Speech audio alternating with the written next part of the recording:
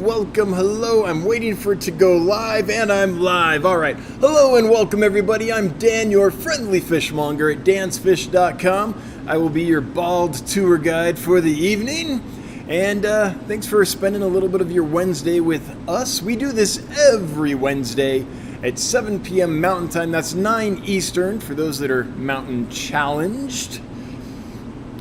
We're going to start as we always do with our shipping report. We're going to tell you how shipping fish went this week. It wasn't perfect. It wasn't as good as I want it to be. So I'll cover all that. We have a giveaway that I think is pretty cool. We'll get into that. And by the way, look at this. Look what finally showed up. So back in January, this was the shirt design for January. For those that don't know, we do a different merch design every month. And it only lasts for a month. The one for last month was this. Wow. It's a Bozeman rainbow fish. In January, it was this. A guppy. This month it's an orange Venezuelan Cory. But anyway, we did a giveaway in January for this merch. Someone won it and I ordered it for them. It finally arrived. It only took, 2 months. Oh, Teespring. I don't know what's going on with Teespring. But anyway, so we finally got it, so we'll be sending that off soon. It came today. I think I'll be able to get that in the mail tomorrow and get that out to the winner. So finally, 2 months later, we got that shirt. Anyway, we have a neat giveaway for you tonight as well, a different shirt. But for now, let's get to the shipping report. Okay, so usually these go really good. Every now and then they don't go as good. And every now and then they go disastrously. I'm happy to report this is not one of the disastrously. We get one of those every year or so. This is just a not as good as we wanted. So our shipping percentage for a 12-month running total, last time I talked to you, was 98.15% success rate. 98.15% of the fish that we sent got to you alive and in good shape. So that's what that means. Alive and also in good shape. Not just, it's still barely breathing, so we're going to count that as a win. No, it arrived alive and hale and hearty and in good shape. Take 3. So that was actually up a couple hundredths of a percentage point, I think, from the previous report. This week, we've gone down a bit. We're now at 98.12% success. So we've got dinged on a 0.03 of a percent. Tiny fraction, but it's not the direction we want to go. Now, there were a few problems. The main ones that I'd like to point out, though, because I just want to apologize to these customers because it's horrible when this happens. One was an order of rainbow fish that got delayed. Even with the delays, things usually go well. This time it did not. This order went, I believe, to Connecticut, somewhere up in New England. I think it was Connecticut. It was brutal cold up there, and it just didn't make it. Which, it's a little odd because I've shipped a lot of fish via priority mail, and those would take an average of 3 days to get to the customers, and usually they were okay. This was sent next day, got delayed, so it was 2 days in transit, didn't make it. So to that customer, I'm sorry. I know how horrible it is to open a box of fish and have a bunch of dead and dying fish, especially expensive fish like rainbow fish that you've probably been dreaming of for years. I get it. So I just want to apologize to you. It's horrible when that happens. And then the other thing was orange lemon tetras. So we've developed a problem with our orange lemon tetras. That problem was not manifesting when we sent this order out, but it's manifesting now. We've removed them so no one else can get them until they recover.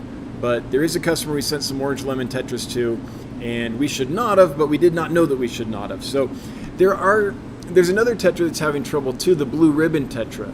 So fish are really good at masking their symptoms.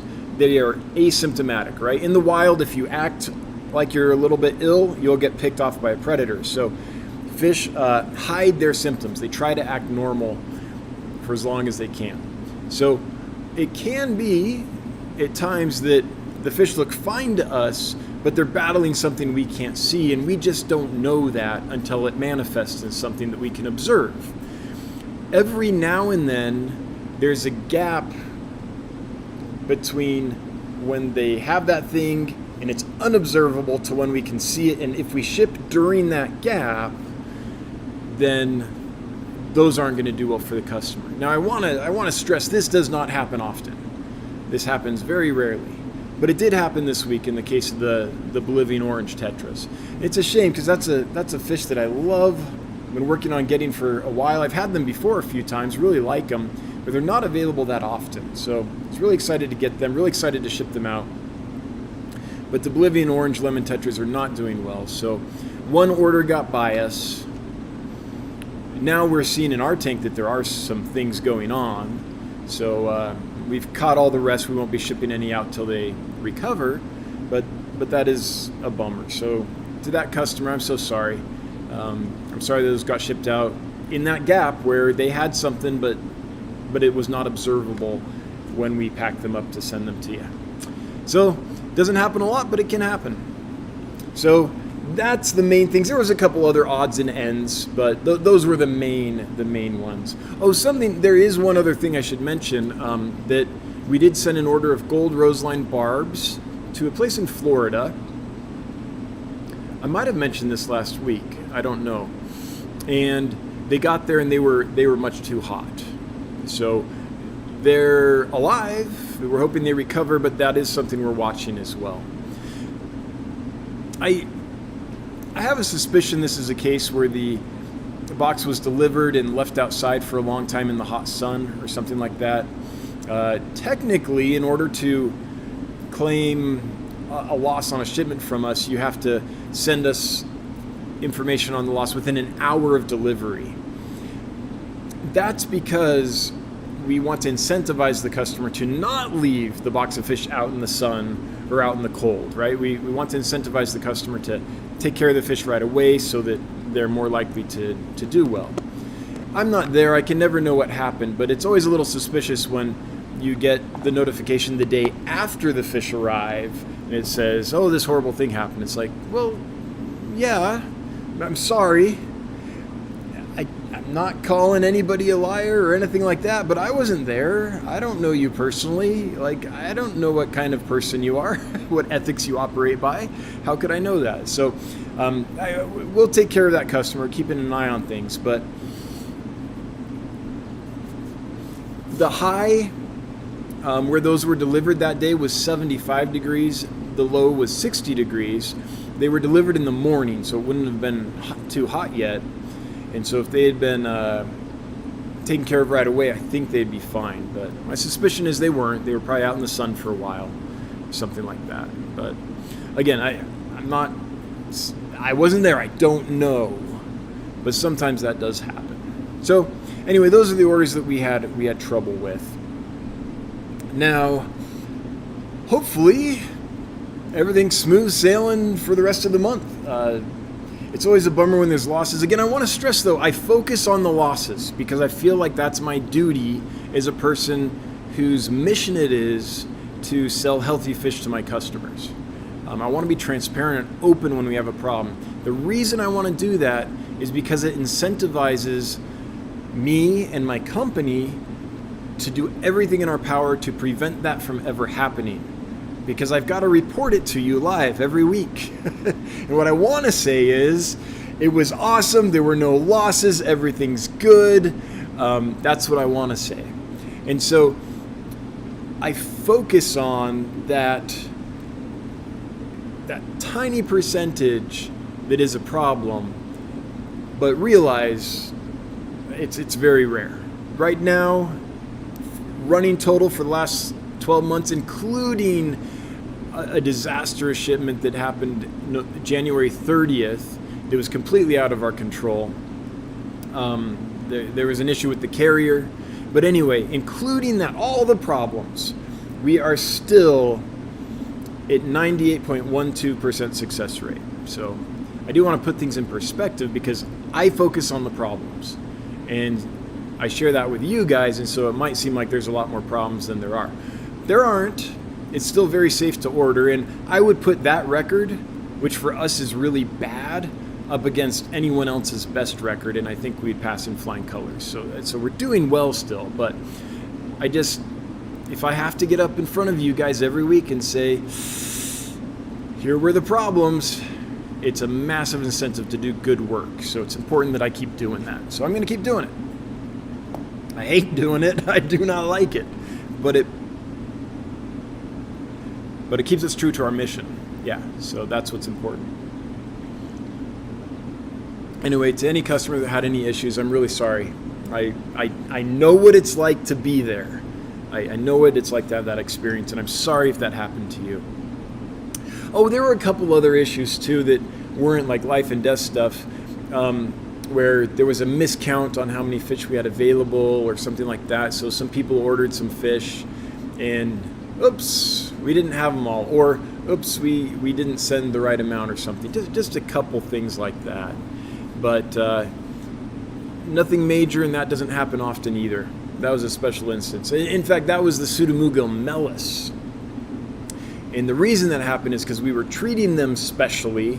So we're treating them a little bit outside the normal way we sell fish, a little bit outside of our normal system, to try to get the best possibility of getting breeding groups to customers.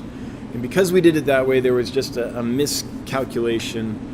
And so we were a little bit short on one of the orders. So sorry to that customer as well. And I mean, sometimes if we operate in system, we do really well.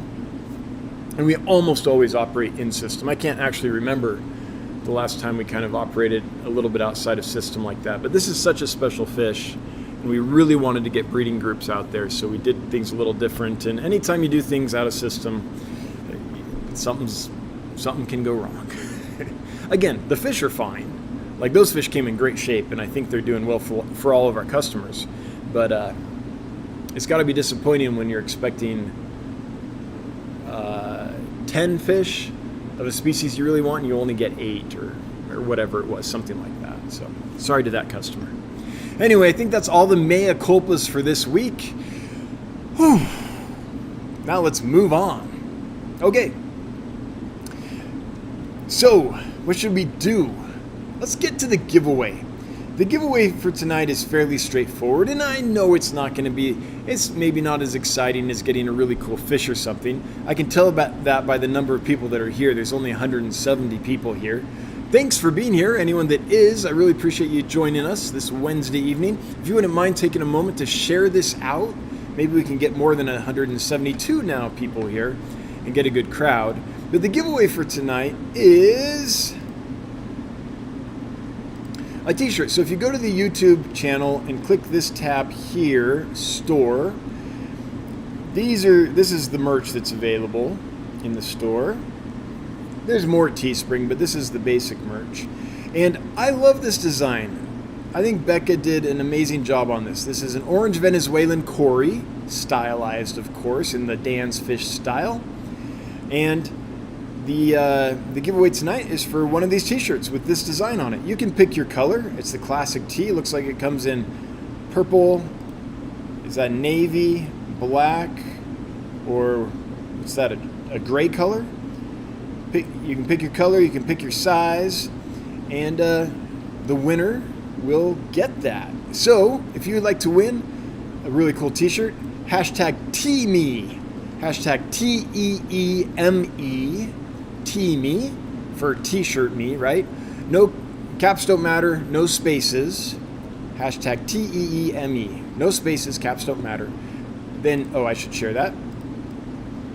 I think I already did, but in case I didn't, then you will be entered to win and get a free t-shirt. And you as well, in 2 months, could have your very own t-shirt.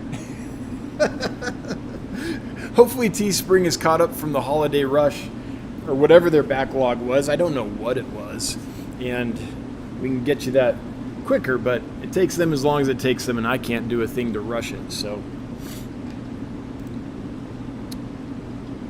last thing before we get to a summary of what happened here this week is we have a favor to ask. If you have bought fish from us and had an experience with us, then we would appreciate a review on Google, an honest review. We are not asking, give us a 5-star review, give us a good review. We're not saying that ever. Please, always an honest review. Now, usually they're really good because we do good work, but it's important to be honest, or the whole review system breaks down. And I will leave a link here where you can do that. There it is. If you go there and leave a review, that'll help us get a little bit of credibility on Google, and that'll help Google share us out more, and that will help our business. So right now, I think there's one review on there, and it's a glowing 5-star review. Yay! But there's only one. And I don't know how you operate in the world, but when I go to a place and I'm considering making a purchase or doing business with a company, and I read their reviews and there's like 1 or 2 or 3 and they're great, I'm like, yeah, that's probably you, your cousin, and your best friend. Like, it doesn't mean anything until it reaches a certain number of reviews. So I'm hoping to get a good number of reviews there on Google, so that anyone that doesn't know Dan's Fish and is stumbling across us for the first time and goes to review us can get a real sense of who we are in enough quantity that there's some credibility behind it. So that's the favor I'm asking. If you wouldn't mind taking a moment to go there and do that, I would greatly appreciate it. Because right now, one glowing review, it just looks like, well, how do you believe that? It's kind of a shame how reviews are gamed. What the review system should be is an honest reflection of what the customer's experience is with the company, right? Otherwise, they're meaningless. If that's not what it is, it's meaningless. And I know there's a lot of places that want good reviews so badly that they'll beg you, please leave us a 5-star review, or if you give us good reviews, you'll get this little perk, or that remove any negative reviews. Like, there's all kinds of ways to do that. And we get requests frequently on Get Gills. So we own GetGills.com, a place where if you have fish you want to sell directly to other hobbyists, you can post them on GetGills.com. It's like Aquabid or a site, or eBay or a site like that. And when vendors get a bad review on there, they will sometimes, I wouldn't say often, most vendors are great, but we occasionally get requests that, hey, I got this bad review, could you remove it? And it's like, no. What's the point of the review system if we do that? Like, what a review is a customer's honest reaction to their experience with you. And if I think their reaction, if I think I'm not in the wrong and the customer's in the wrong and all that, it doesn't matter. It's the customer's honest reaction to their experience. That's all that matters. So anyway, it's always surprising to me when I hear about companies, and I know there's other ones, in this business that literally remove their negative reviews. And I'm like, well, what's the point? At that point, it's not, all it is at that point is propaganda. All it is at that point is an advertisement for the company. It's not an honest thing anyone can have confidence in. So it's meaningless at that point. So we don't do that. We don't remove reviews. The only time I have offered once to remove a review for a vendor on Get Gills. They did not ask, I offered, and they didn't have a review. But what happened is someone had made a purchase from that vendor, and we knew that someone was a bad actor, like straight up fraudulent. And so we told that vendor, hey, you just got a purchase from someone that we know has acted fraudulently on this site in the past. Because we don't always know, but when we do see it, we want to help people, right? And so you do you, but we would highly advise just refunding their money and not sending we'd highly advise you don't follow through with that transaction. And if you do refund the transaction and they get upset and leave you a bad review because you would not sell them the fish, then I will remove the review for you. They never did leave a review, so I didn't have to do that. But I was just trying to tell the vendor, look, this is a fraudulent person. Please, I would suggest you refund the money, don't send the fish, cancel the order. And if that results in a bad reaction, let me know, and I'll take that off. In a case like that, I would. So that's the only time I've ever offered to remove a review, and the only time I've ever altered a review was at a customer's request. They left a 1-star review with glowing language.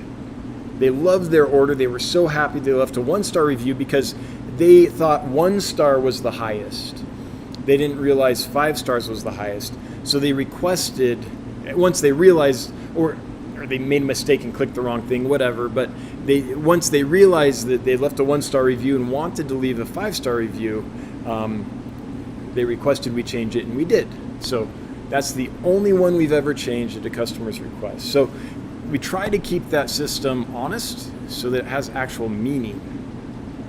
And you know that's true because anyone here in the chat at any time could say, nuh-uh, Danny erased my review, but you'll never see that because I'll never do it. So, yeah. Wow, how did I get on that? Rant over, let's move on. Oh, I should say, Brenda does not have a song tonight. So for those that know, my wife is a professional musician, and usually every week after we end the live stream, she has a premiere where she sings a song for a few minutes, and I usually go over there right after my stream ends to join her premiere. This week she does not have that, for those that know her and would normally go, just to give you a heads up. And the reason is she's preparing for a concert. She's got a pretty intense concert that she's going to be singing in at the end of this month. And so she's taking all her singing time and all the wear and tear on her voice and stuff and putting it towards that. As a singer, you can only exercise. Okay, this is a fish channel. I'm not going to get into that. She can, just real quick, as a singer, you wear out your voice if you practice too much, right? So she has to take all of her practice and performance time and focus on the concert. So she's not doing the side gig until the concert's done. So anyway, with that, I think we can finally get to the meat and potatoes of this. Let me tell you about our week. So I am very excited because, as you know, I've been trying to crack the guppy problem for a while. What's the guppy problem? I didn't know there was a guppy problem. There is a guppy problem. The guppy problem is this. Guppies used to be like such a hardy staple fish. Hang on, my camera's bugging me. There we go. They were bulletproof. When I was a kid, I knew lots of people that kept them in like gallon pickle jars.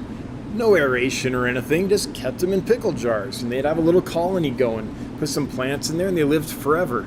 I know several kids that did that I grew up with.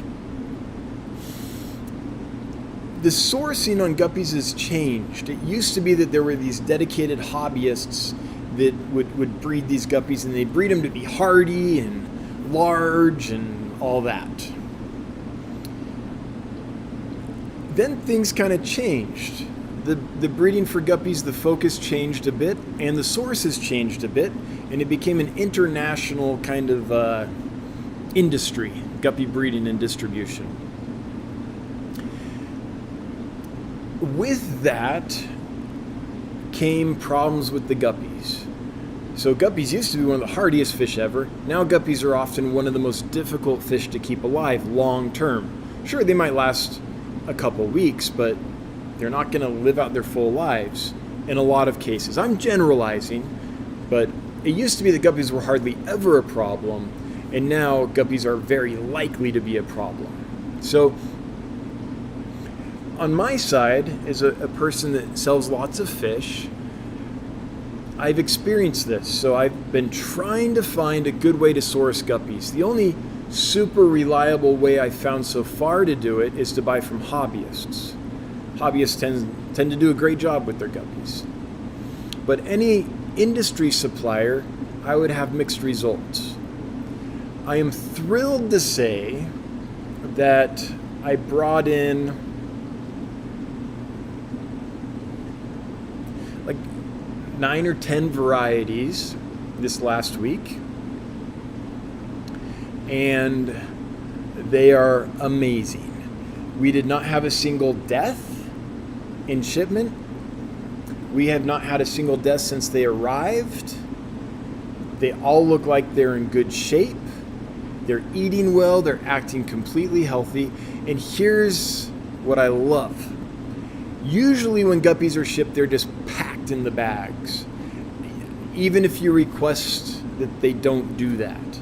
There'll be easily 150 to 200 guppies in a single bag when you purchase them at the industry level.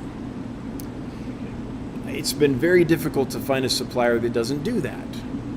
They want to do that because it's economically more viable for them.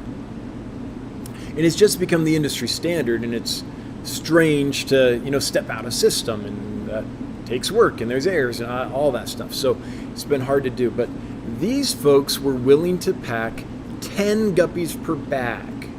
We're talking about 0.5%. Is that right? No, 10% to 5% of the normal pack density. So that went amazing. What that means is the guppies are not swimming in filth when they arrived. The water was crystal clear. They did not appear stressed. They were in amazing shape. So that is a big win for me, to finally find a supplier who's willing to send me fish that are shipped humanely. And of the 10, I think I got 9 varieties. So males and females of each. They all looked great. This is the way I want to do guppies. When they come in, no appearance of stress. They had full color pretty much. I mean, there was a little stress. They just got shipped, but 10 guppies in a bag that would normally house, 100 easily.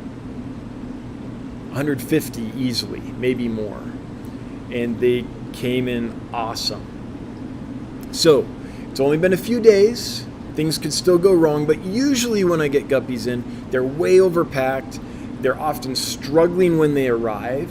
The water is obviously not pristine because you've got that many fish in that much water. It's not good.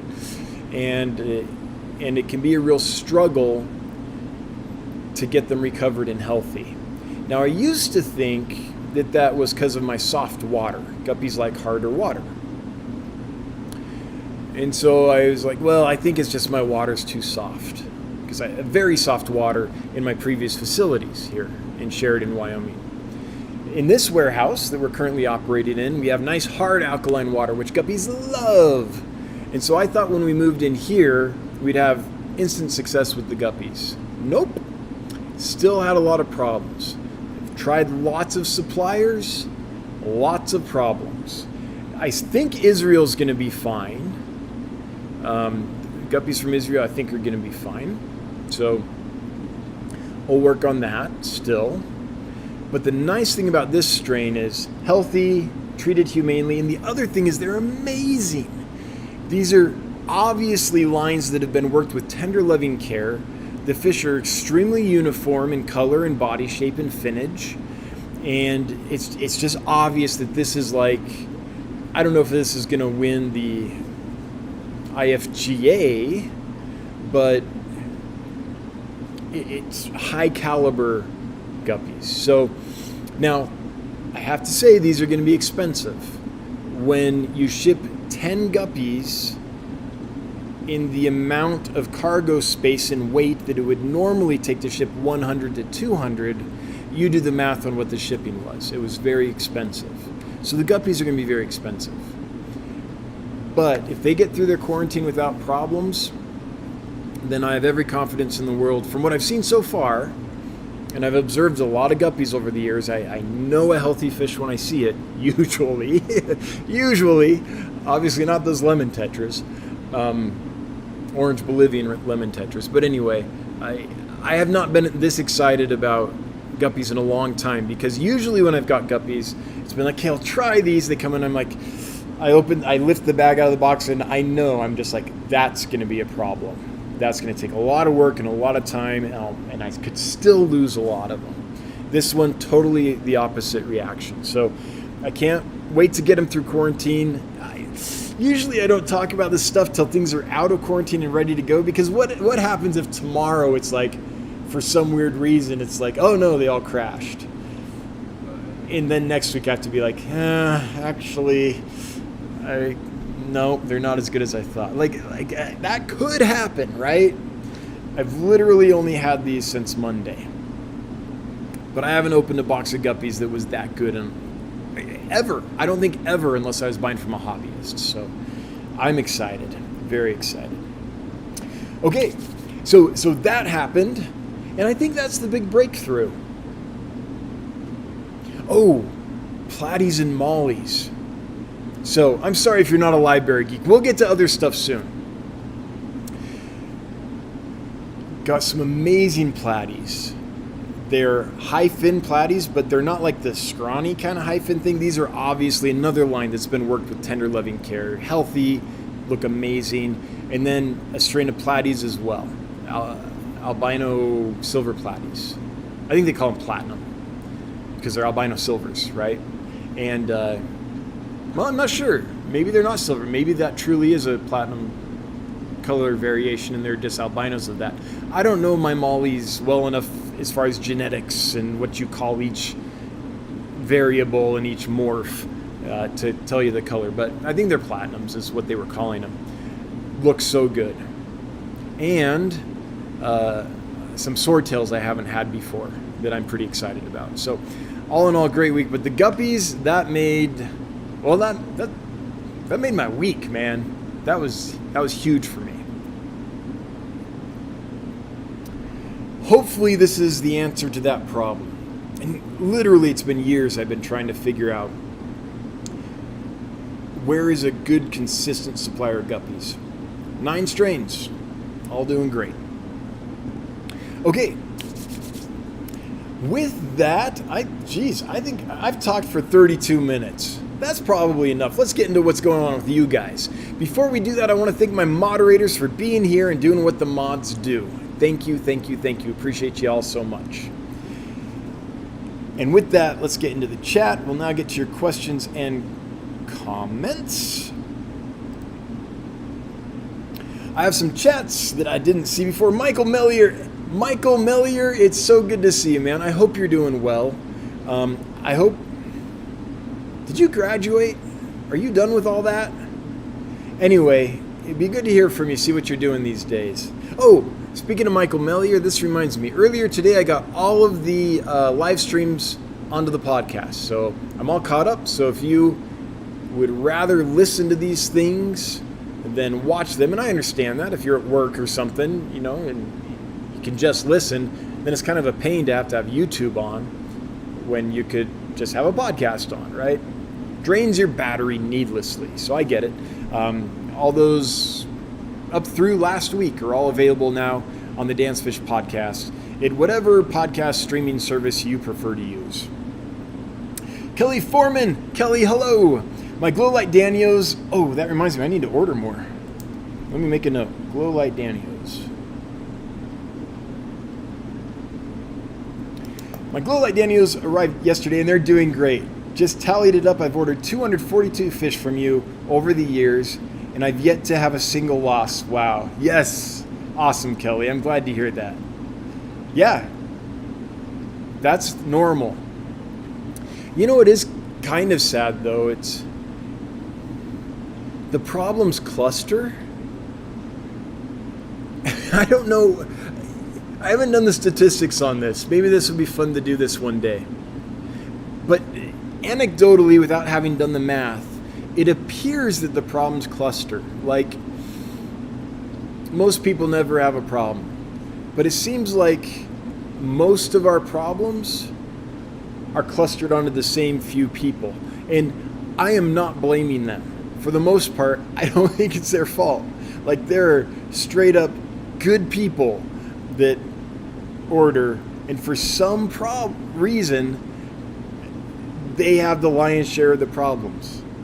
And I'm talking about before they get the fish out of the box and into the tank even. So I'm not blaming them like they don't know how to keep fish. And they'll respond quickly to us. So I know the fish didn't like sit out on the porch in the sun and get baked or get frozen or whatever. So I don't know. I got to run the statistics on that just to see if that intuitive sense of what's happening is actually happening. But yeah, 242 fish and not a problem with Kelly Foreman's fish. Whew, that's nice. That's what we're striving to do. Yeah. Yay for finding guppies with a will to live. I know, Steven, right? Yes, I'm excited. Oh, and it's not just that they're going to live. They're like,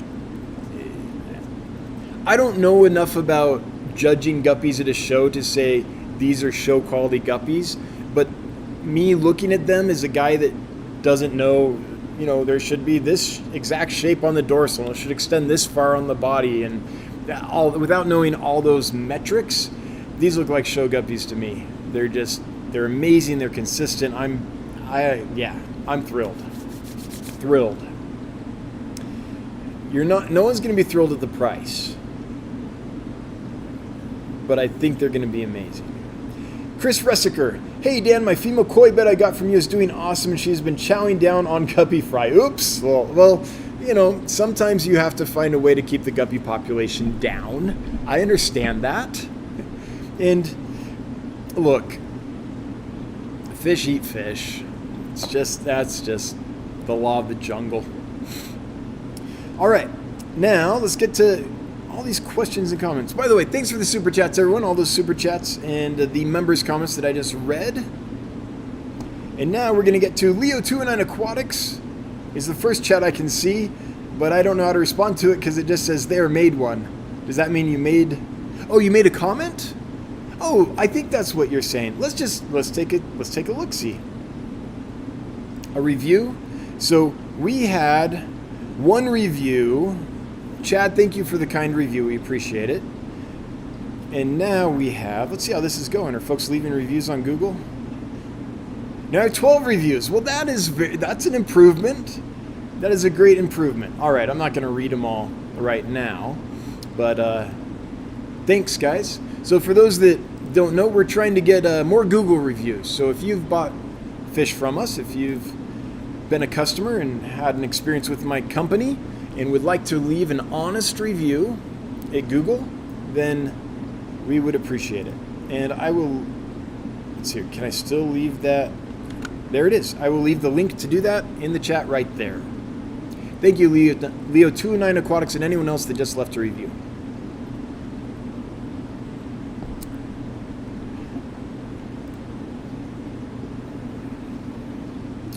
Del Cantrell. Book was put on hold due to some events that have happened over the 2 months within my personal life, all arranging from the deaths of our HVAC going out. Hopefully we'll be back to it soon. Good luck with that, Del. I hope that goes well. And I hope your HVAC is fixed, especially if you lost heat. I don't know where you're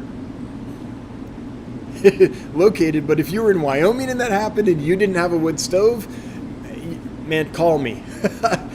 I've got a warm place. The Fish Guy 5. Can you get Pseudodanio Rebellus Neon Red Rasboras? I can, but I'm not going to. So Pseudodanios, I love them. Okay, on the sly, I've tried some Pseudodanios again because I really like them. I can't keep them alive. I tried again. I wanted it to work. I thought it would work. We had a plan in place that we thought would solve the problem. It did not solve the problem, and the batch all died. There's a few fish I just can't keep alive. Pseudodanios are one of them. Now, they did fine in my old facility, and I might have had a batch that did okay in this facility at one time too, but in general, it's just not worth. it's not worth. So it's just not fair to the fish, is bottom line what it is. If I've tried several orders from several suppliers and they just keep not doing well, I'm just not going to keep ordering. And yeah, I just don't like killing fish, so I do everything I can to avoid it. Rocket killies, clown killies, Pseudepiplates annulatus, same story. I don't know why. I've tried lots of suppliers. I tried a hobbyist breeder. That hobbyist had amazing fish. They arrived in good shape. I could tell they had been well taken care of. But for some reason, I couldn't keep them alive. I also got Fundulopanchax gardneri from that hobbyist. That's the batch we're selling right now. And they're doing great. No problems there. For some reason, I don't know why, in this new facility, I cannot keep clown killies alive. There's a couple fish like that, where it's like I've tried enough times for enough different suppliers that I'm confident that I'm the problem. There are fish where I know it's the supply chain, and I have to work through that to find the right supplier that will treat them correctly and all that. Like we've done with the guppies. I hope. I mean, I think we have. I need a little more time. 2 days is not long enough to make that judgment, but anyway. Hopefully I haven't jinxed the guppy thing. But you get to the point where you're like, it's not them, it's me, and it's not fair to the fish to keep doing it. And that's where I'm at with the Pseudodanios right now, unfortunately. Orange Cones, talking to Geek Boy. Hey, Geek Boy, just got around to watching your interview of sorts. Nice setup. Yeah, Geek Boy has amazing tanks. Beautiful planted tanks. And the coolest breeding setup. Like, talk about a way to breed a lot of fish in a limited space with one aquarium. Geek Boy's figured it out. It was great to visit there. Thanks again for having me, Geek Boy. I appreciated it. Mindy K, I love this. Mindy, we love you. Thanks for being here. Thanks for participating. This chat would be awful boring, and I would have trouble coming up with things to think about if you guys were not participatory. Spinster's sister, guppies are cool, and thanks for looking out for the gups. You need mine. I do. If you're a hobbyist and you breed guppies and you have enough to sell them in quantity and the strain's somewhat consistent, like I want to try to avoid sending. Ideally, I can't always do this because who knows what's happened in the past of a strain, right? But ideally, if I sell you a male and female guppy, what I want to happen is when you breed them, if you're going to do that, and we're hobbyists, right? We breed guppies. Not everyone, but a lot of us, that's why we're getting the guppies. Because it's fun to breed them. So you breed them. What I want to happen is for the babies to, the vast majority of the time, look very similar to the parents. So I have turned down some hobbyist bred guppies in the past because the line just wasn't set enough. And I didn't want someone to have the experience where they breed, I'm going to breed these two guppies together and then all the babies look like mutt guppies. So if your line's somewhat fixed and you can produce them in number, I'm interested. In fact, if you're a hobbyist breeder and you have any fish available, please contact me. And there are some people I need to get a hold of. I've been driving to Denver a lot. You guys will see a video coming out about one of those trips. And I'm behind on. There have been a couple of hobbies who've sent some emails about some fish they have available. I've got to get back to them, and I will. So I'm aware. I'm not ignoring you. It's just sometimes I describe my life like this, and this is kind of a negative way to describe my problem-solving approach, or my prioritization approach. But a way to describe it is this: it's a good life, but this is a fun way to describe it.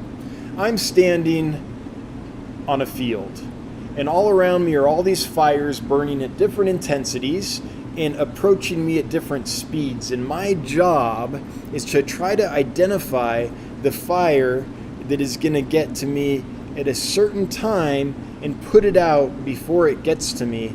And so I've got all these fires coming to me. Some are more important than others. Some are more hazardous than others.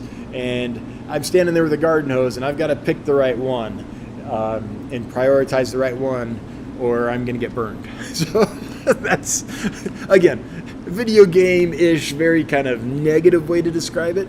And I don't feel negative about life or this business or anything, but it's a fun way to describe it. Yeah.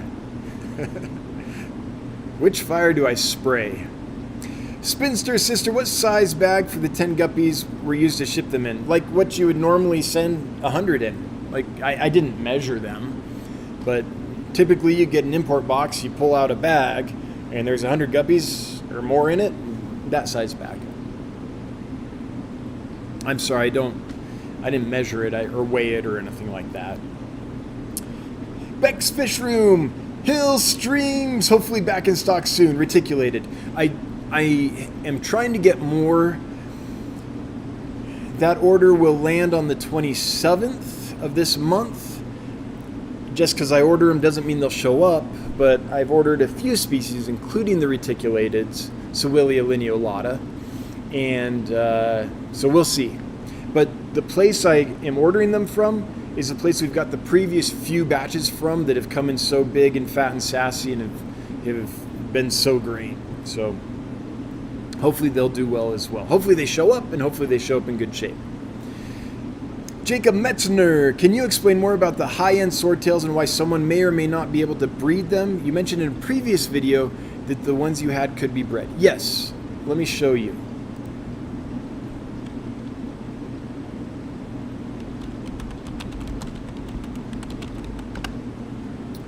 Okay, and let me show you something else.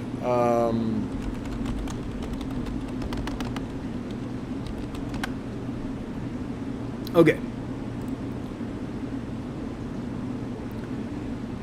Oh, I'm going to have to show you a couple things.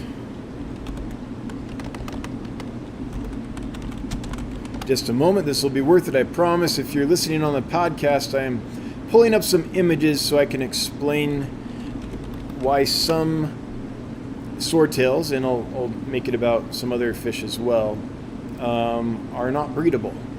Okay. So let's look at a swordtail. This is a swordtail. This right here, the anal fin on a swordtail, or a guppy, or a molly, or posiliids, or Xiphophorus, so those kinds of fish. It's basically modified into a penis, more or less. So you have this reproductive organ right here that you can see. Same length as an anal fin, just rolled into a tube, is more or less what's happened. And then you have, well, looky here, the lyre-tail swordtail. See the gonopodium on this? It's deformed. See how all the fins are elongated? That's what makes them, you know, kind of pretty, but also that means the gonopodium is elongated. And I know the jokes are going to fly. Keep it clean here, guys. This is a channel we want kids to be able to, that are interested in fish, to be able to chat about. But in this fish, believe it or not, this is not a good thing that this is elongated. What it means is it's not functional. This is functional. This is good. We can see this one clearly. Short, anal fin length, just rolled into a tube, functional. That fish can fertilize a female with that gonopodium. This one, beautiful lyre tail, right? Nice finnage. I mean, this is not a show quality fish, but it's got extended fins and all that. But the gonopodium is also extended, and it doesn't fit right onto the female, and so fertilization doesn't take place. So if you want to breed this fish, you have to take the female. So here's a female. So you can have a female lyre tail, or leer tail, however you say it, and breed her to a male with a normal gonopodium that is heterozygous for this genetic trait, and a portion of the babies will look like this. That's why the lyre tails and a few other strains are more expensive. because there's more steps to go through to get the babies, and you don't get as many babies as if you could breed two pure, genetically pure, not genetically pure, a male and female together with the same genome for that trait, instead of having to go heterozygous about it. Okay, same thing with guppies. It's not just swordtails. So here's a guppy. There's a normal gonopodium, right? Anal fin that's rolled into a tube, more or less. Here's a ribbon guppy. See the problem? This male is never going to be able to fertilize that female with this deformed, elongated anal fin, because now it's not a functional gonopodium, because it's just been, I don't know, it's deformed. It doesn't fit right. The lock doesn't fit the key hole, I should say. No, the lock doesn't, yeah, that's right. The key doesn't fit the keyhole. The lock doesn't fit the key. So, yeah, that's why. So there are certain fish that we have that you cannot breed for the same homozygous trait. You can't breed a female with that trait to a male with that trait because it just doesn't function. So you have to take a heterozygous male. Anyway, I already explained it, but that's why. It's just, its reproductive organ is deformed to the point where it can't reproduce with it.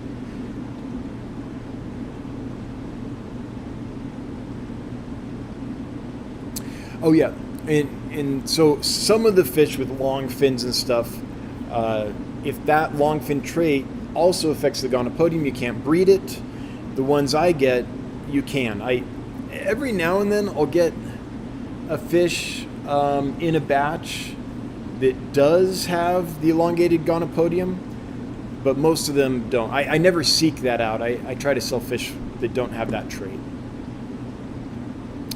Matt M. The Pseudomilgo liminatus and signifer I got from you at the end of January bred quickly, and I already have fry almost a month old from both species. Super healthy fish, thanks. Matt, I'm glad to hear it. If you get so many that you need an outlet for it, I'm always in the market for liminatus. That is a fish I can't keep in stock almost. And the signifer, yeah, I haven't had signifer in a while as well, so I'd love to get both of those. So if you breed enough that you're like, man, what do I do with these 300 babies? You email me, hello@dancefish.com, and we'll take care of it. Jody Crockett, could you explain the physical differences between the two Brachiogobius species you have? I can't, Jody, because looking at them, they look very similar. What I would need to do is get a real close-up picture of both, put them side by side, and analyze them.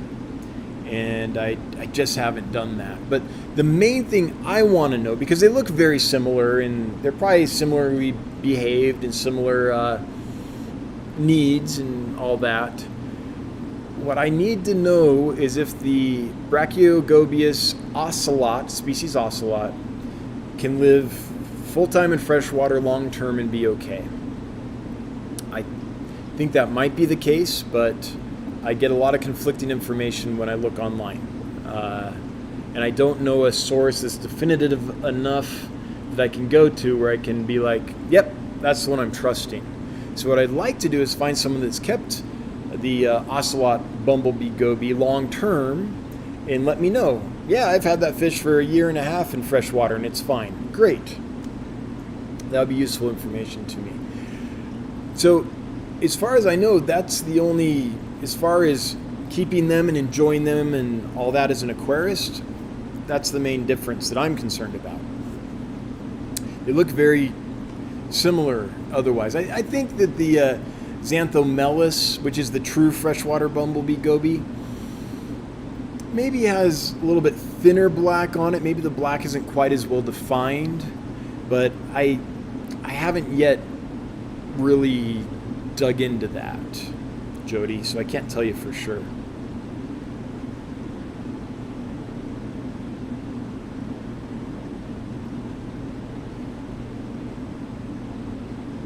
Oh shoot, I was reading a comment and the chat just jumped. Let me see if I can get to it. I think I can. Carlos Diaz. Carlos Diaz, hello. Before I get to Carlos, Kayla's Aquatics and Reptiles throwing down a little Pippi Longstocking. Put some pep in our step. There she is. Thanks, Scalers Aquatics. Bob, I appreciate you. Thanks for putting the pippy out there. Carlos Diaz, do you think a giant koi betta live with a blue German ram, 30 rummy nose, 10 Congo tetras, and 6 Cory cats?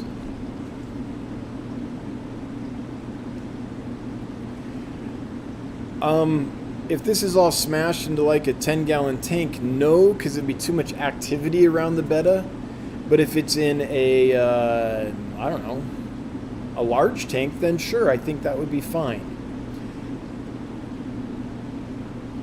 Now, I'd always have a plan B.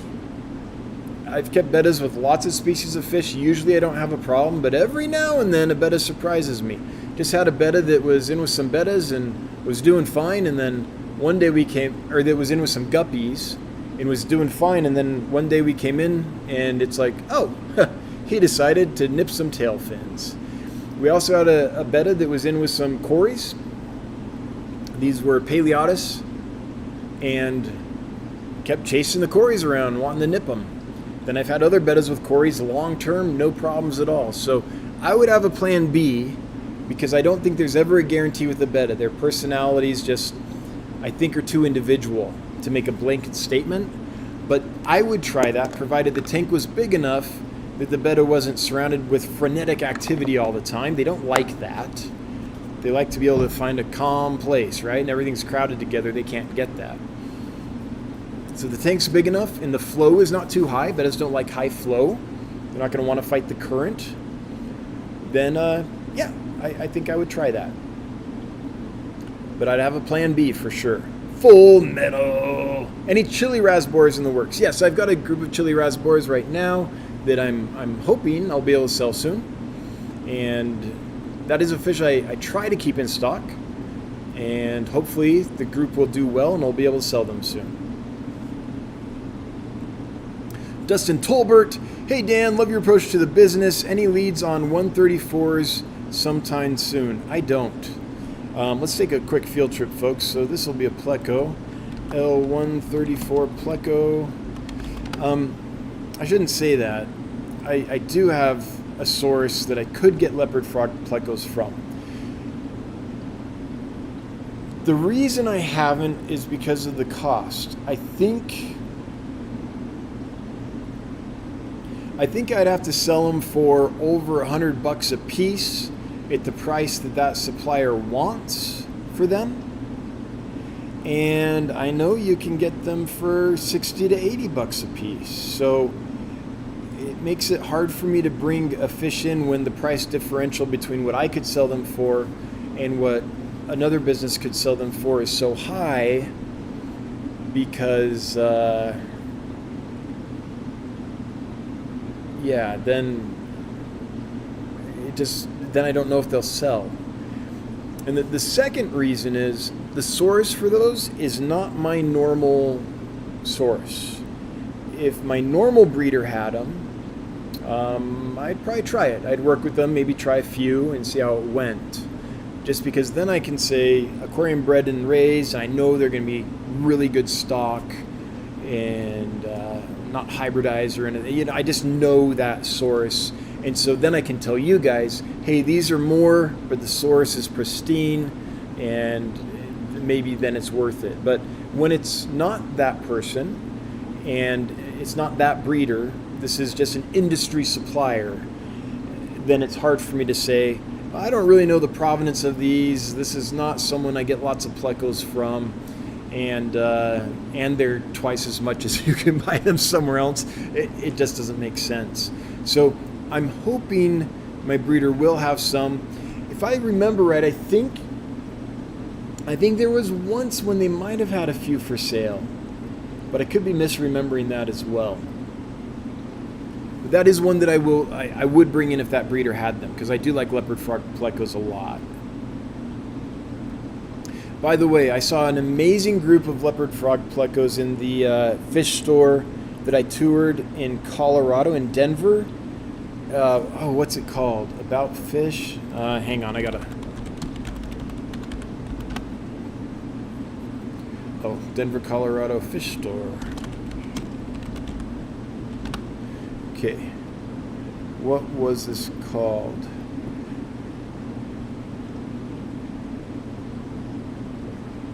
I just want to shout them out because I thought they did a good job.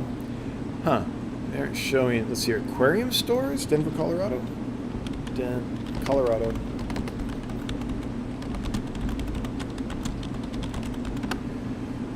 Let's see if that'll get it to me.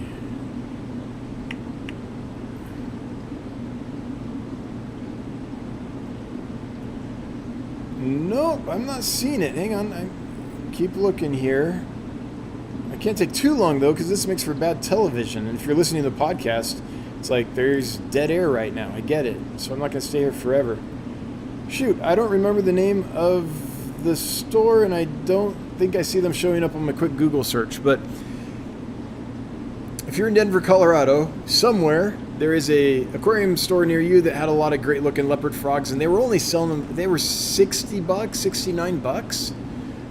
That's a great price. Now I don't know if they were wild caught, in which case then I can see that price. Or if they were aquarium bred. If they were aquarium bred though, $60, $70, that's an amazing price. But anyway, that's my thoughts about that. Leo 209 Aquatics. Rainbow fish would be good with the SCP in the 60, right? Debating between the Kaliawalum and the Skull Creek. Leo, what's an SCP? Man, I thought I'd seen every fish abbreviation known to man, but I don't know what SCP is. I'm sorry. I'm old enough that I don't know what that means. Sorry. Sometimes I feel my age, like the latest, I know LOL. I know ROTFL. I know a couple. BRB. I know a couple, but yeah. Aqua balls. I breed the rocket killifish. I can't kill them even if I want to. I wish I had your problem. One of my favorite fish ever. Can't keep it alive. Del Cantrell, what size would you like rainbows? Kalitawa, Malandi, Herbaldox serrati, Centenniensis, all 0.5 to 0.75 inches and very healthy. One other species I'm not allowed to release publicly yet too. Del, once they hit an inch, then I would love to get them all.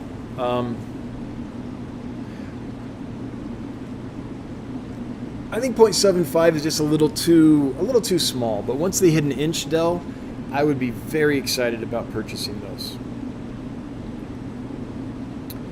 Can you let anyone know the strains of the guppies? I can't off the top of my head. I would get it all wrong.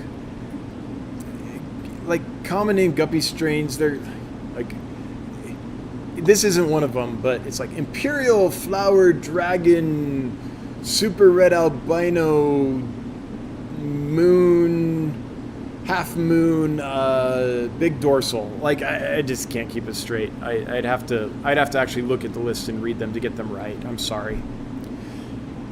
Timothy Watson, hello there, watching from my fish room. Oh, that's awesome. Building stands. Yes, that's what this is for. Like this is, I think, the ideal thing for someone working their fish room building stands. Like just this, that's when I used to consume lots of live streams and stuff. Love all your plecos, but I focus more on discus. Will you ever import discus? So, I hope so. There was a time when I did only discus. Like some people that know me from, I don't know, a few years ago, know me as a discus guy, because I used to have a very small for me. It's a good sized fish room, but I used to have a much smaller fish room, and so I focused on one kind of fish, just because in that size fish room, when you're trying to do something for a business, then it makes sense to focus on one thing, and I do miss them. When we expand, so here's what has to happen.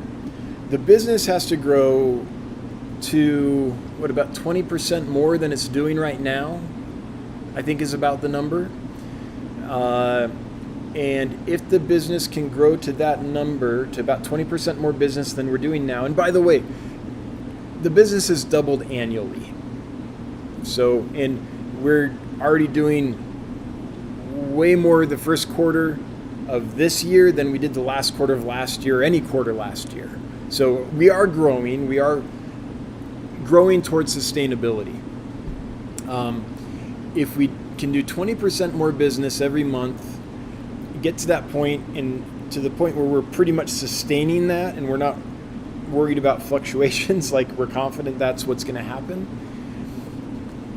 then we can explore the idea, and I don't know the exact timeline for this, but we can explore the idea of doubling the size of our facility. When we do that, we'll have to install more of our water system, right, and expand that. And it might make sense in that process to take a couple of rows of tanks and make it so that they run at a hotter temperature than the rest of the aquariums in the warehouse. It might not. But if it were to happen, I think that's when it would happen. So we get to that point, then we need to explore and go through all the engineering and see, can we do that? Can we do that reliably? What would it cost to do that? What would it cost to run and maintain that with the extra heat and all those things? If we can do that, then that might be something. That's how that would happen, and that's what I want to happen. But I have to grow this stage of the business to the point where I can seriously explore that. Something else that could be kind of cool is, let's say we're using a heat exchanger as part of that process, putting the warmer water into those rows of tanks, then we end up with some cooler water, right? What if we take that and have a couple rows that run, I don't know, a little cooler, and maybe that's for Godeids and some temperate species and maybe some goldfish. I don't know, but my mind is definitely dreaming and thinking in those directions. But I haven't done any sustainability models. I haven't done any math on that. And so when we get to the point where it's like, okay, looks like this is sustainable, looks like this is working, looks like expanding might make sense, then I do the math. And then we figure out, in Random Arms, Jonathan and I get together and get some folks that we, beat all that out, consult with some folks that we trust, and if it all looks like it might work, then we can do the expansion. That's what we're planning on doing. That's what we want to do. But we got to get this original business to the point it needs to be first. So right now we're getting there, but 20% more will make this a sustainable, profitable business. This business is not profitable right now. On a business like this, you have to reach a certain threshold, and then when you do, things scale really reasonably. But until you reach that threshold, you're still a startup, and that's where we are. So we're working towards that. Now, I would like to say, because of our amazing customers, and I know a lot of folks watching are customers, things are going in that direction. Things are growing and doing well. But yeah, 20% more, about, I think, is the number. I calculated it a couple weeks ago, and I can't remember the exact percentage. Something like that. Oh, SCP is Spotted Congo Puffer. Oh, Leo, I should have known that. By the way, I'm enjoying all your content, all your little videos and pictures and stuff of the puffer. I'm so glad that you're enjoying that fish so much. It's like you found your spirit animal. I love watching that. So I've never kept a spotted Congo puffer long term with any other species except for some like endlers, I think it was.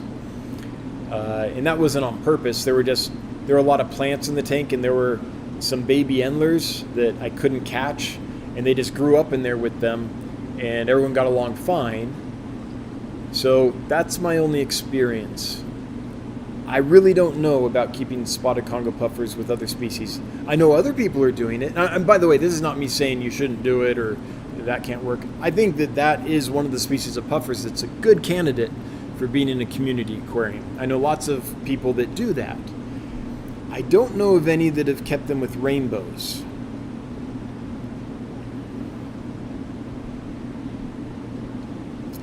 I don't think that would be a problem.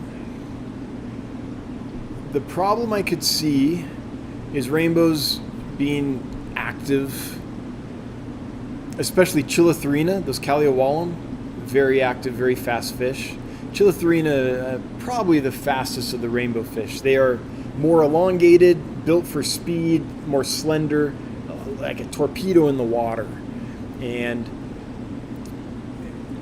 so with a spotted Congo puffer, I could see two possible issues. I'm not saying these are issues, but the two things I would have in the back of my mind are the rainbows going to move around quickly enough in things that they actually kind of bother the puffer, just their constant movement?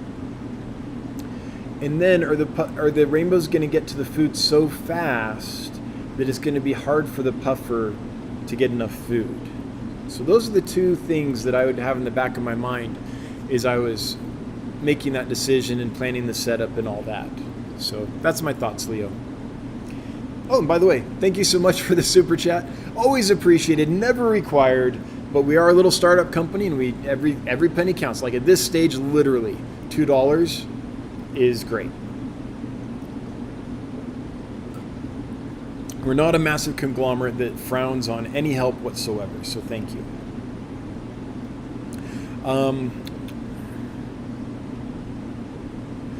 Deb Hall D. I found Pseudodanians die immediately when removed from water. In water transfer only, like moving puffer fish.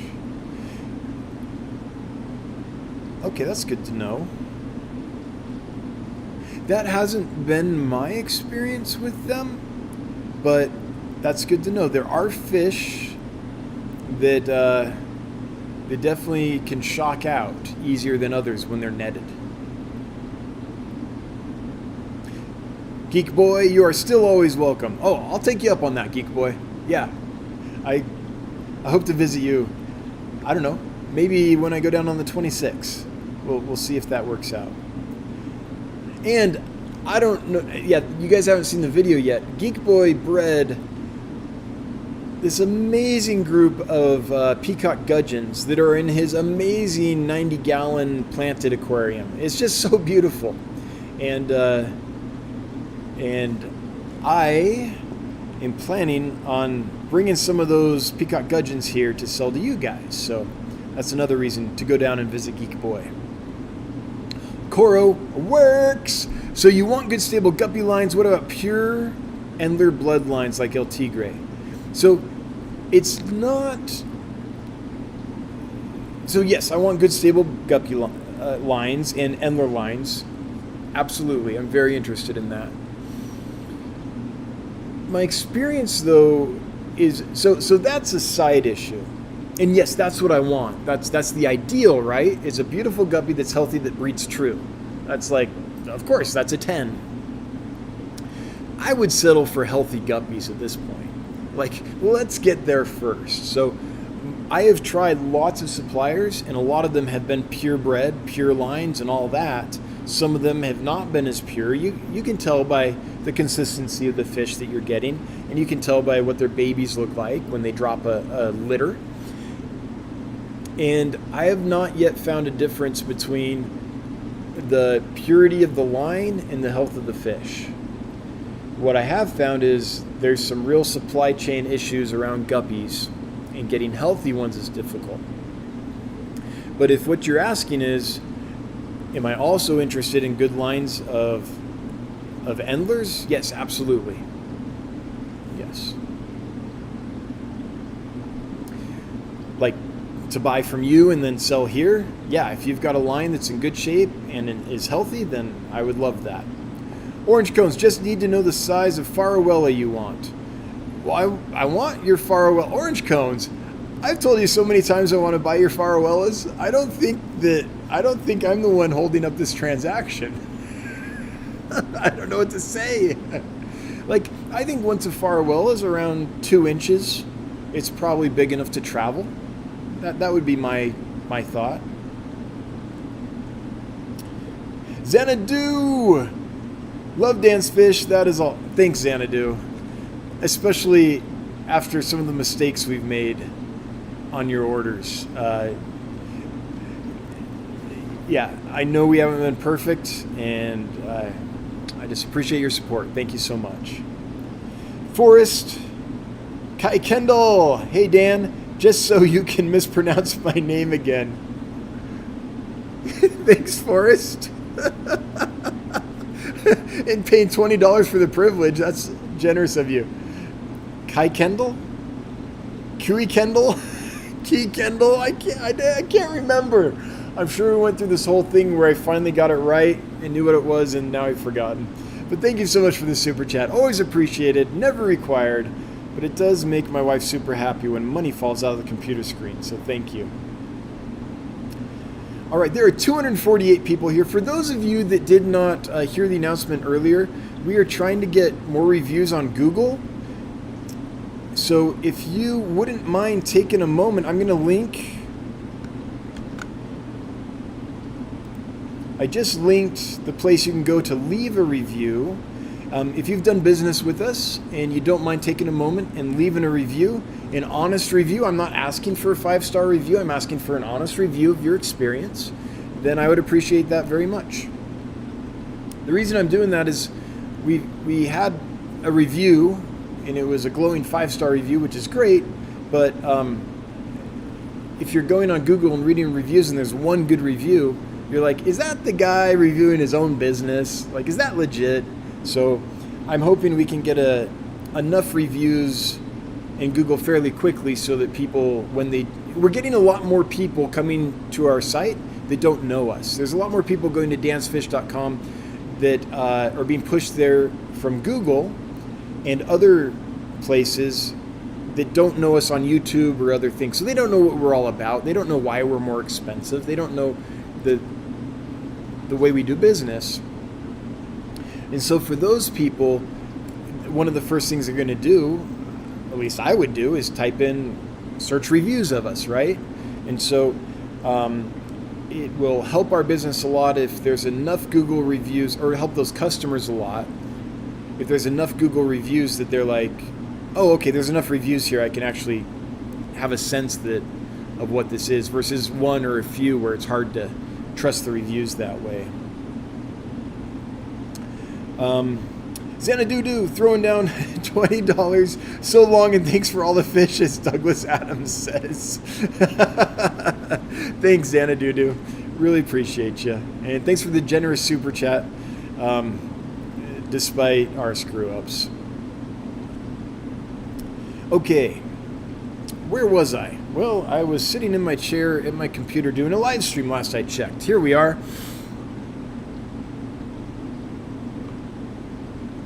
Survival of the fishiest. Love my L471s I got last year. Ordering another tonight.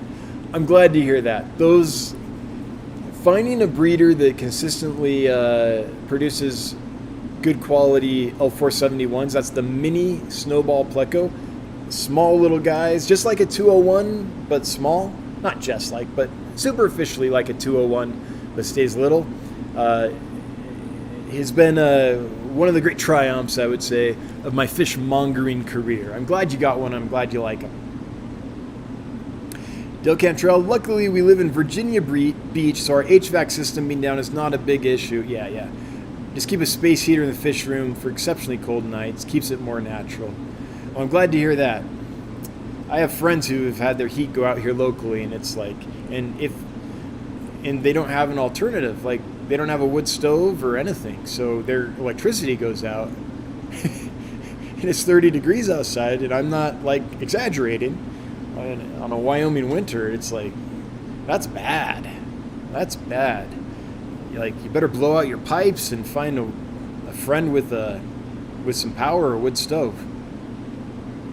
Leslie Perry, I've never ordered multiple fish through the mail. How do you figure shipping costs?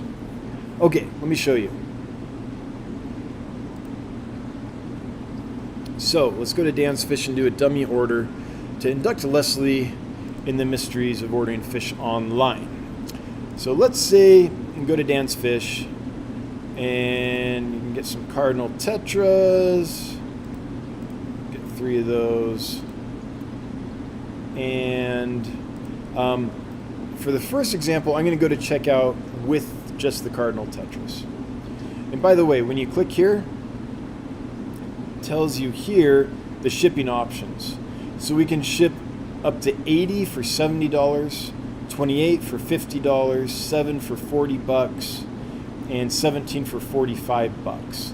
So if you go to the listing and open it up, it'll tell you right here what the cost is, how many fish we can ship for what amount if you buy just this fish. Okay?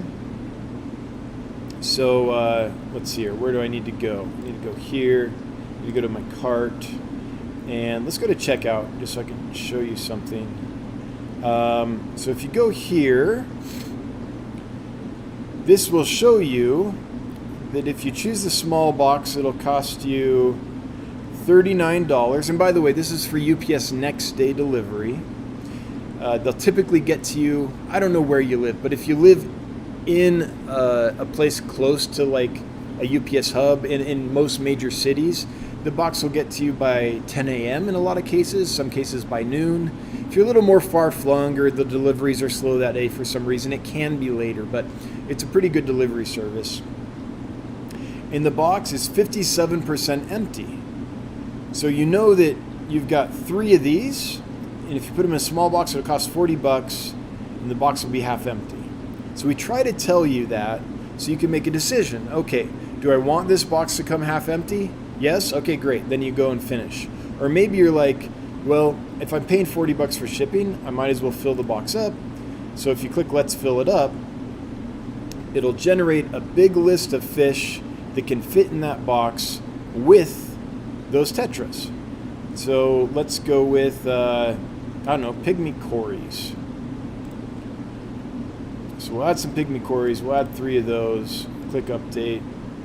Check out. And now, in a small box, we fit 6 fish, and it's 14% empty.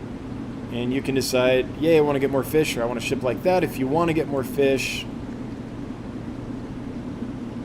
then what did I do?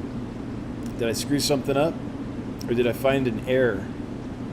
I think I found an error. That's interesting. I will have to let Random Arms know. It takes you to the newsletter.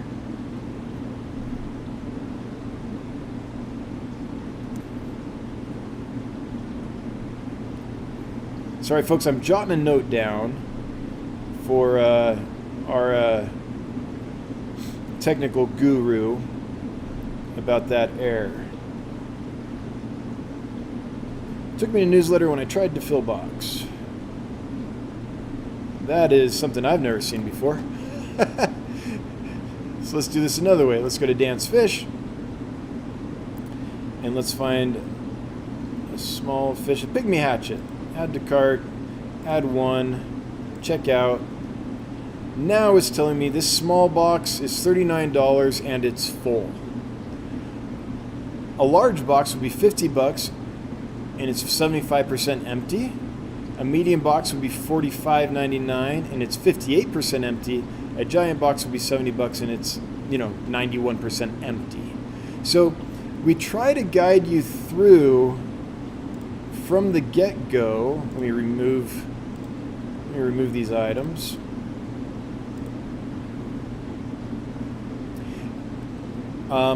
We try to guide you through from the get-go so you kind of know what you're getting into. If you just open the description here, right, click on the item and scroll down, this is your first thing. It's, okay, this is the amount it costs for this many of this item. And next day, small fits 1. Okay, there's another error. We're full of errors tonight. I'm going to fix that real quick because this is not a breeding group, right? This is for a single fish. Yeah. So that's left over probably from when we were selling breeding groups, and we are no longer doing that. So I'm going to go here and fix that real quick. So this is the back end of the website. This is what it looks like. And this is how we operate. Red tail. Good day, Ed. Edit this. Sorry, I'm streaming and doing other things and trying to do this, and so the site's going to be slow. Okay, so in a small box, we can fit. It says 4 and 7. This is wrong. Yeah. Johnny, it looks like what happened is when we changed this from a breeding group to individual fish, we forgot to change the number of fish that could fit in a box. So I'm actually not going to fix that. I'm going to make a note for Johnny. Johnny, if you're watching, if you could fix that.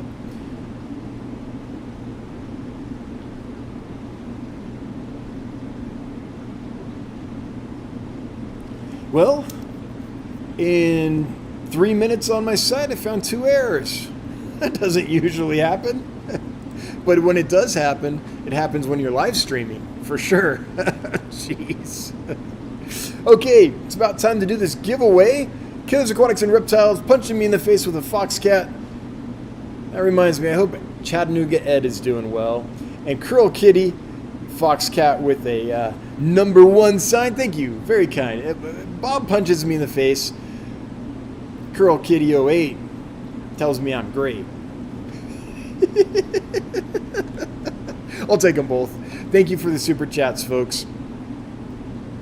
Let's go to this giveaway. So the giveaway for tonight is for one of these awesome t-shirts designed by Bex. I think she did a great job on this little orange Venezuelan Cory. That's, oh wait, I'm not actually showing, there it is. Orange Venezuelan Cory design. I think that's awesome. And the winner is, let's see here, go here. There are 165 people eligible out of 259. And the winner is, oh, I should be live for this. The winner is Zim's Aquatics and Hobbies. Zims, you have won. You have 2 minutes to chime in and let us know you're here. You do that just by leaving a comment. So comment, say something, anything. You have 2 minutes to do that. At 8:29, if you have not done that, then you forfeit your winnings, and we will draw somebody else. While we're waiting, let's get to one last, probably have time for one last question or comment here.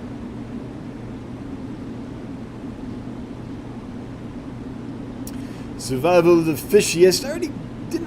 I think I responded to one of survival of the fishiest, but this should be quick. Do you have a list of the fish you have in quarantine so we can know what may be coming in soon? No, I strenuously avoid doing that. Oh, why am I on that screen? I avoid doing that on purpose because I don't want to get people's hopes up, and then if the fish don't make it through quarantine, have them be devastated. So I used to do that, but there was a time when I had a fish in that someone was very excited about. I forget what it was. And so I was like, oh, yay, well, I've got some in quarantine. You know, they're doing great. And they got very excited, started setting up the aquarium, all that stuff. And then something happened and that fish died during the quarantine process. So imagine that person's experience, right? They're all excited. I was excited too. I didn't know that was going to happen. They've probably spent money on a setup specific to that animal. They're getting it all ready, and then I'm like, ooh, I've got some bad news, right?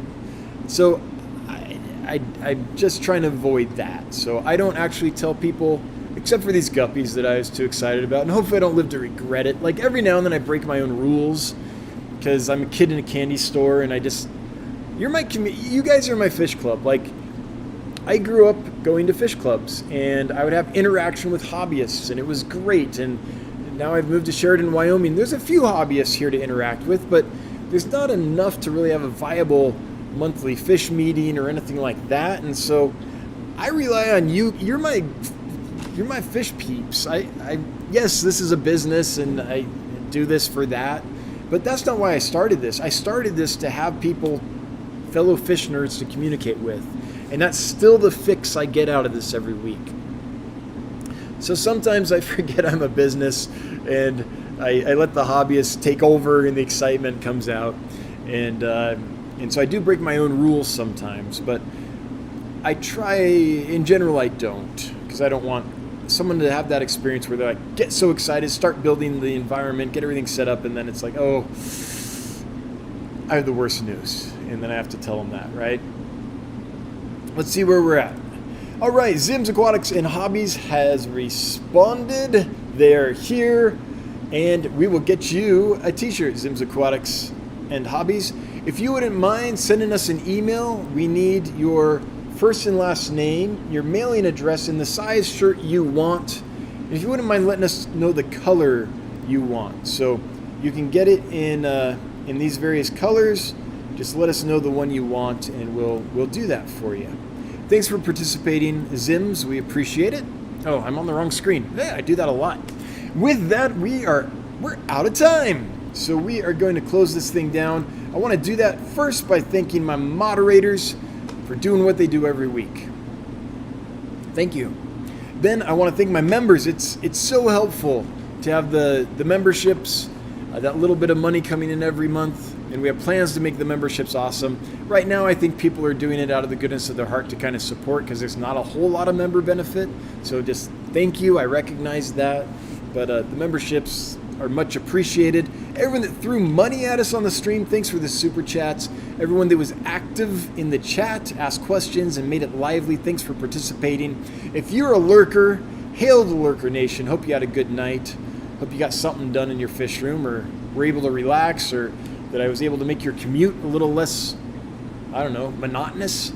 And if you're listening to the replay, hello from the past. Yeah, I always forget if it's the future or the past. This time of night on a Wednesday, my brain fried. And if you're listening to the podcast, thanks for listening. We'll be back next week, same bat time, same bat channel. Until then, I sincerely hope you have a great one. Bye-bye.